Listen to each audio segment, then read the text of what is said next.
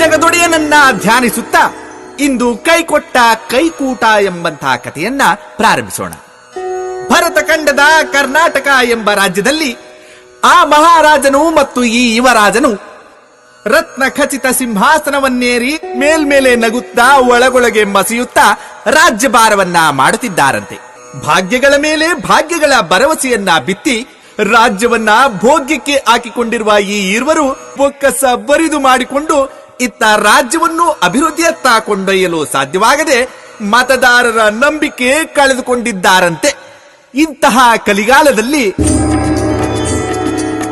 ದುಷ್ಟರ ಕೂಟವ ಕಟ್ಟಿಕೊಂಡು ಭ್ರಷ್ಟಾಚಾರ ತುಳುಕಿರಲು ಬೊಕ್ಕಸವು ಬರಿದಾಗಿರಲು ರಕ್ಕಸರಂತೆ ವರ್ತಿಸಲು ಪಿಳಿ ಪಿಳಿ ಕಣ್ಬಿಡುತ್ತಿರುವನು ಮತ ಹಾಕಿದ ಮಹಾನುಭಾವ.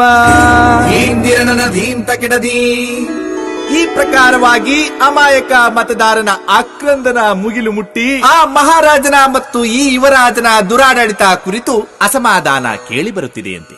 ಅನ್ನದಾತರ ಕಷ್ಟ ಆಲಿಸುವವರಿಲ್ಲ, ಮಹಿಳೆಯರ ಮೇಲೆ ನಿಲ್ಲದ ದೌರ್ಜನ್ಯ, ಒಂದೊಂದಾಗಿ ಕೈ ಬಿಡುತ್ತಿರುವ ಹಿಂದಿನ ಕಮಲ ಆಡಳಿತದ ಜನಪರ ಯೋಜನೆಗಳು, ಹದಗೆಟ್ಟ ಆಡಳಿತ ಸೂತ್ರ, ಓಲೈಕೆ ರಾಜಕಾರಣ, ಪತಿಯ ಹಣವನ್ನ ಕಿತ್ತು ಸತಿಗೆ ನೀಡುವ, ಪುತ್ರನ ಹಣವನ್ನ ಕಿತ್ತು ಮಾತೃಶ್ರೀಗೆ ನೀಡುವ ಅವೈಜ್ಞಾನಿಕ ನೀತಿ, ಗ್ಯಾರಂಟಿ ಫಜೀತಿ, ಇದೆಲ್ಲವನ್ನ ಸೂಕ್ಷ್ಮವಾಗಿ ಗಮನಿಸುತ್ತಿರುವ ರಾಜ್ಯದ ಜನರು ಹೇಳುತ್ತಿದ್ದಾರಂತೆ, ಮತ್ತೊಮ್ಮೆ ಮೋದಿ, ಮತ್ತೊಮ್ಮೆ ಮೋದಿ, ಮೋದಿಯಿಂದಲೇ ದೇಶದ ಪ್ರಗತಿ, ದೇಶವೇ ತನ್ನ ಪರಿವಾರವೆನ್ನುವ, ದೇಶದ ಕಷ್ಟಕ್ಕೆ ಪರಿಹಾರ ಹುಡುಕುವ, ವಿಶ್ವದಲ್ಲೇ ಧೀಮಂತ ನಾಯಕ, 10 ವರ್ಷದ ಸೇವೆಯು ಸಾರ್ಥಕ, ಮತ್ತೊಮ್ಮೆ ಮೋದಿ, ಮತ್ತೊಮ್ಮೆ ಮೋದಿ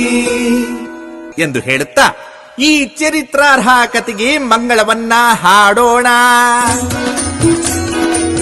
ಮಂಗಳವಾಗಲಿ ಸರ್ವರಿಗೆ, ಮಂಗಳವಾಗಲಿ ಸರ್ವರಿಗೆ, ಮತವನ್ನು ಹಾಕಿರಿ ಮೋದಿಗೆ, ಮತವನ್ನು ಹಾಕಿರಿ ಮೋದಿಗೆ.